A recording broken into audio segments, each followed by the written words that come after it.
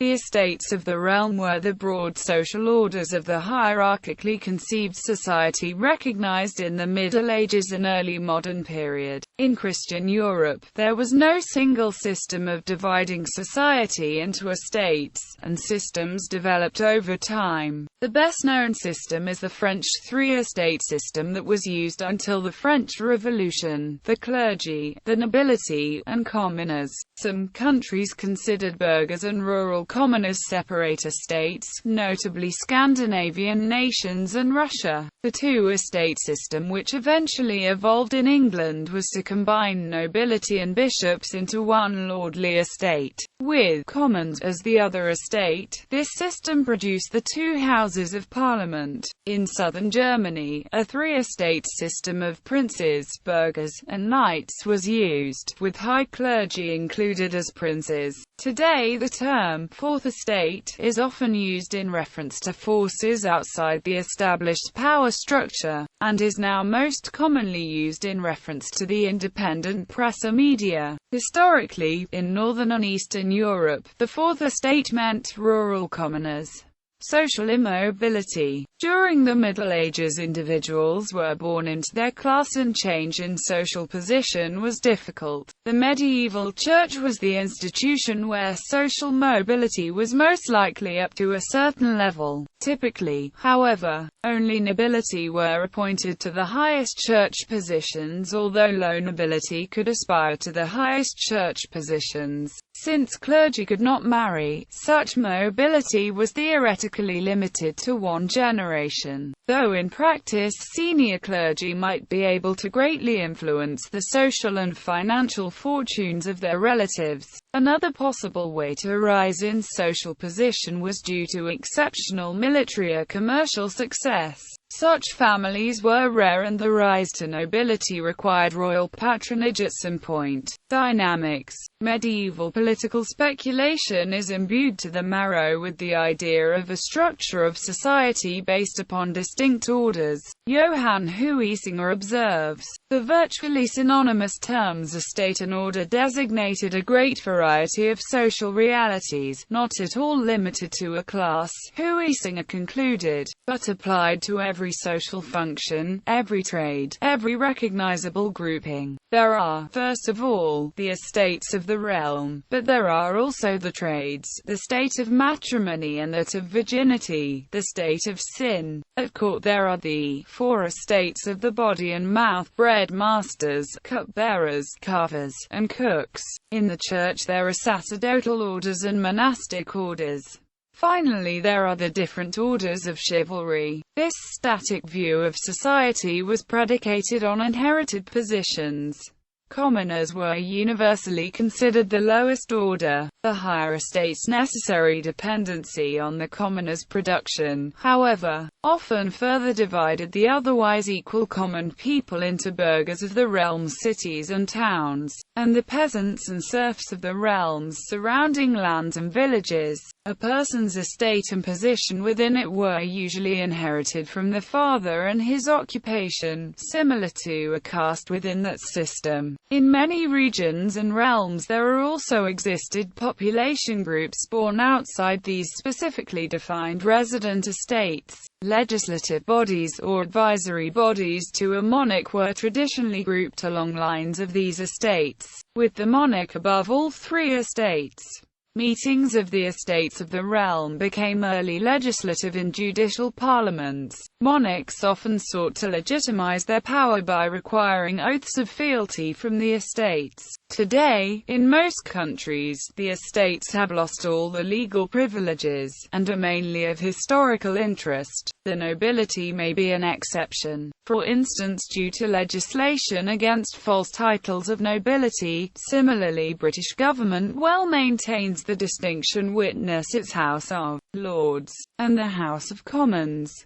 One of the earliest political pamphlets to address these ideas was called What is the Third Estate? It was written by Abbé Emmanuel Joseph Sieyès in January 1789, shortly before the start of the French Revolution. Background: after the fall of the Western Roman Empire, numerous geographic and ethnic kingdoms developed among the endemic peoples of Europe, affecting their day-to-day secular lives. Along with those, the growing influence of the Catholic Church and its papacy affected the ethical, moral and religious lives and decisions of all. This led to mutual dependency between the secular and religious powers for guidance and protection. But over time, and with the growing power of the kingdoms, competing secular realities increasingly diverged from religious idealism and church decisions. The new lords of the land identify themselves primarily as warriors, but because new technologies of warfare were expensive, and the fighting men required substantial material resources and considerable leisure to train, these needs had to be filled. The economic and political transformation of the countryside in the period were filled by a large growth in population, agricultural production, technological innovations and urban centers. Movements of reform and renewal attempted to sharpen the distinction between clerical and lay status, and power, recognized by the Church, also had their effect. As a result of the investiture controversy of the late 11th and early 12th centuries, the powerful office of Holy Roman Emperor lost much of its religious character and retained a more nominal universal preeminence over other rulers, though it varied. The struggle over investiture and the reform movement also legitimized all secular authorities, partly on the grounds of their obligation to enforce discipline. In the 11th and 12th centuries, thinkers argued that human society consisted of three orders: those who fight, those who pray, and those who labor. The structure of the second order, the clergy, was in place by 1200 and remained singly intact until the religious reformations of the 16th century. The very general category of those who labor diversified rapidly after the 11th century into the lively and energetic worlds of peasants, skilled artisans, merchants, financiers, lay professionals, and entrepreneurs, which together drove the European economy to its greatest achievements. The first order, those who fight, was the rank of the politically powerful, ambitious, and dangerous. Kings took pains to ensure that it did not resist their authority. By the 12th century, most European political thinkers agreed that monarchy was the ideal form of governance. This was because it imitated on earth the model set by God for the universe. It was the form of government of the ancient Hebrews and the Christian, biblical basis. The later Roman Empire, and also the peoples who succeeded Rome after the 4th century. Kingdom of France. France under the ancient regime divided society into three estates: the first estate, the second estate, and the third estate. The king was considered part of no estate. First estate. The first estate comprised the entire clergy, traditionally divided into higher and lower clergy. Although there was no formal demarcation between the two categories, the upper clergy were, effectively, clerical nobility, from the families of the second estate. In the time of Louis XVI, every bishop in France was a nobleman, a situation that had not existed before the 18th century. At the other extreme, the lower clergy constituted about 90% of the first estate, which in 1789 numbered around 130,000. Second estate. The second estate was the French nobility and royalty, other than the monarch himself, who stood outside of the system of estates. The second estate is traditionally divided into noblesse d'acute and noblesse de robe, the magisterial class that administered royal justice and civil government. The second estate constituted approximately 1.5% of France's population. Under the ancient regime, the second estate were exempt from the corvée royale and from most other forms of taxation, such as the gabelle, and most important, the taille. This exemption from paying taxes led to their reluctance to reform. Third Estate. The Third Estate comprised all of those who were not members of the above and can be divided into two groups, urban and rural, together making up 98% of France's population.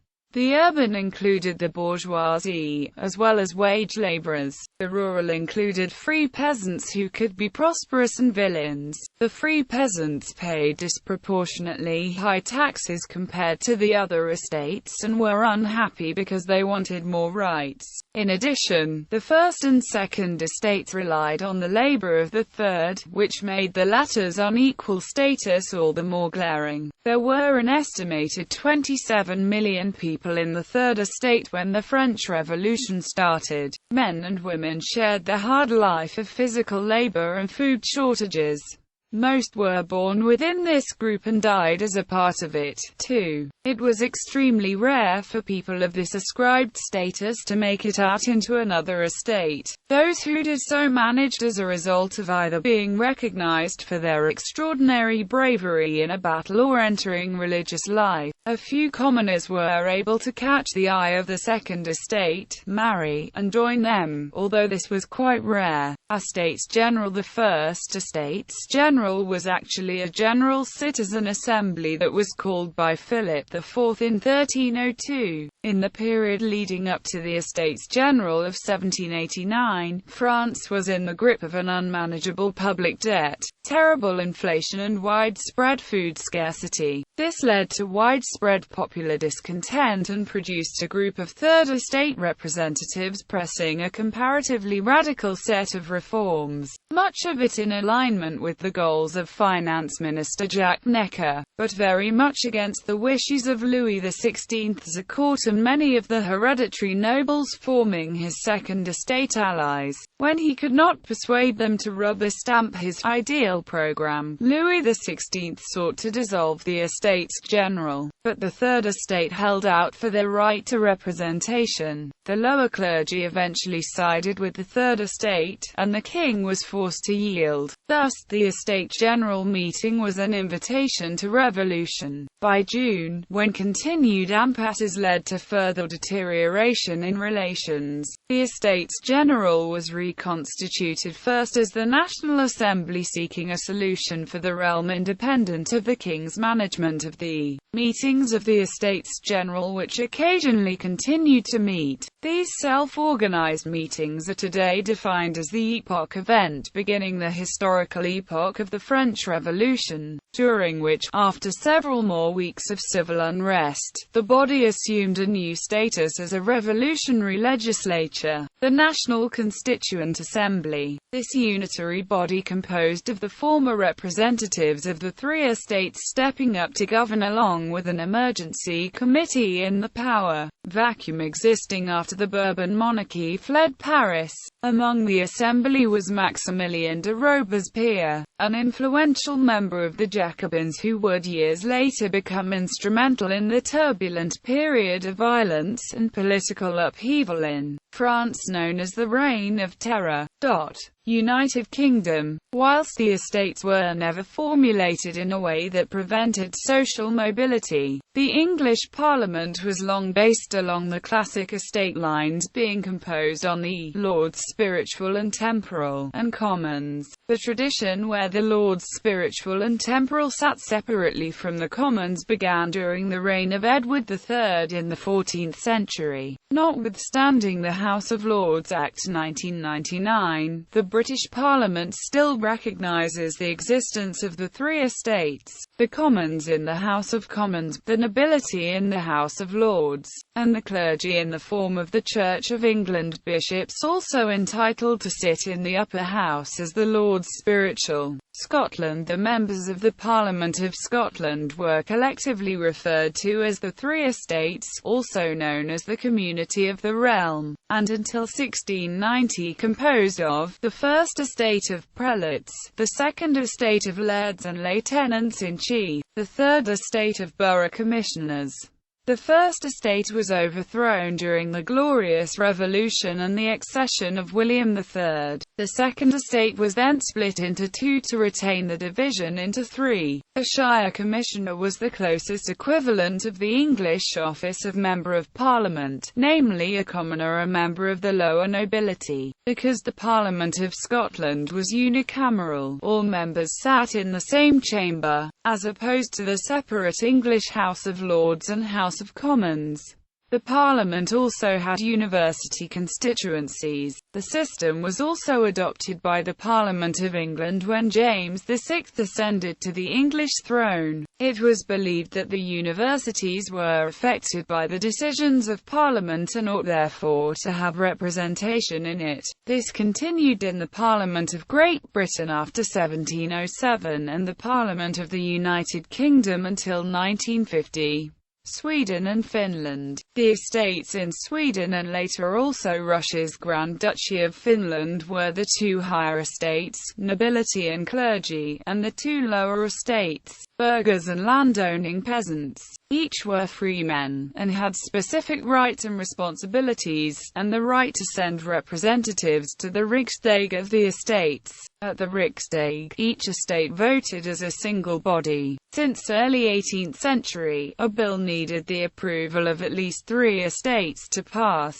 Constitutional amendments required the approval of all estates. Prior to the 18th century, the king had the right to cast a deciding vote if the estates were split evenly. After Russia's conquest of Finland in 1809, a Finnish House of Nobility was codified in 1818 in accordance with the old Swedish law of 1723. However, the Diet of Finland and its four estates was not convened until 1863. There was also a population outside the estates. Unlike in other areas, people had no default estate, and were not peasants unless they came from a landowner's family. A summary of this division is: nobility was exempt from tax, had an inherited rank and the right to keep a fief, and had a tradition of military service and government. Nobility was codified in 1280 with the Swedish king granting exemption from taxation to landowners that could equip a cavalryman for the king's army. Around 1400, letters patent were introduced. In 1561 the ranks of count and baron were added, and in 1625 the House of Nobility was codified as the first estate of the land. Following Axel Oxenstierna's reform, higher government offices were open only to nobles. However, the nobility still owned only their own property, not the peasants or the land as in much of Europe. Heads of the noble houses were hereditary members of the Assembly of Nobles.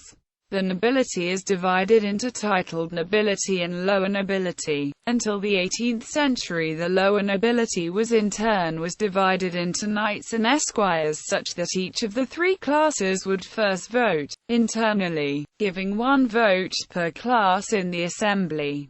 This resulted in great political influence for the higher nobility. Clergy, or priests, were exempt from tax, and collected tithes for the church. After the Swedish Reformation, the church became Lutheran. In later centuries, the estate included teachers of universities and certain state schools. The estate was governed by the state church, which consecrated its ministers and appointed them to positions with a vote in choosing diet representatives.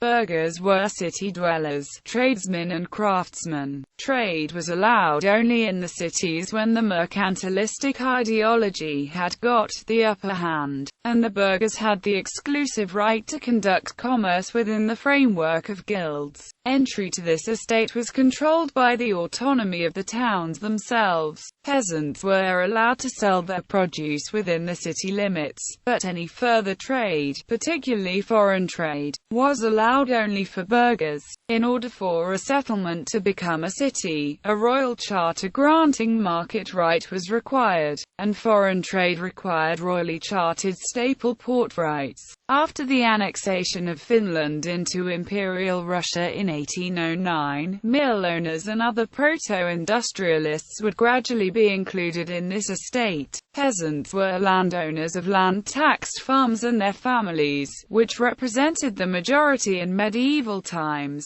since most of the population were independent farmer families until the 19th century, not serfs nor villeins. There is a remarkable difference in tradition compared to other European countries. Entry was controlled by ownership of farmland, which was not generally for sale but a hereditary property. After 1809, Swedish tenants renting a large enough farm were included, as well as non-nobility owning tax-exempt land. To no estate belonged propertyless cottages, villeins, tenants of farms owned by others, farmhands, servants, some lower administrative workers, rural craftsmen, traveling salesmen, vagrants, and propertyless and unemployed people. To reflect how the people belonging to the estates saw them, the Finnish word for obscene, sardaton, has the literal meaning estateless.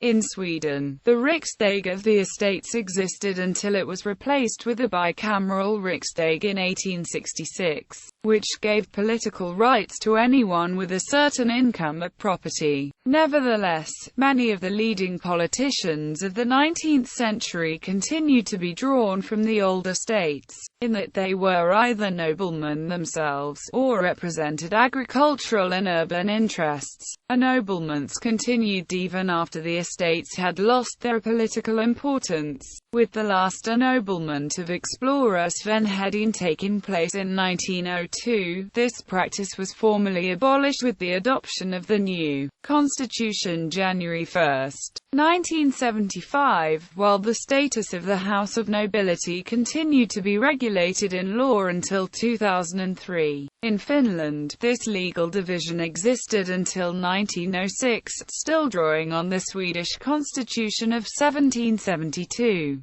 However, at the start of the 20th century, most of the population did not belong to any estate and had no political representation. A particularly large class were the rent farmers, who did not own the land they cultivated but had to work in the landowner's farm to pay their rent. Furthermore, the industrial workers living in the city were not represented by the four-estate system. The political system was reformed as a result of the Finnish general strike of 1905, with the last Diet instituting a new constitutional law to create the modern parliamentary system, ending the political privileges of the estates. The post-independence Constitution of 1919 forbade ennoblement, and all tax privileges were abolished in 1920. The privileges of the estates were officially and finally abolished in 1995, although in legal practice, the privileges had long been unenforceable. As in Sweden, the nobility has not been officially abolished and records of nobility are still voluntarily maintained by the Finnish House of Nobility. In Finland, it is still illegal and punishable by jail time to defraud intermarriage by declaring a false name or estate.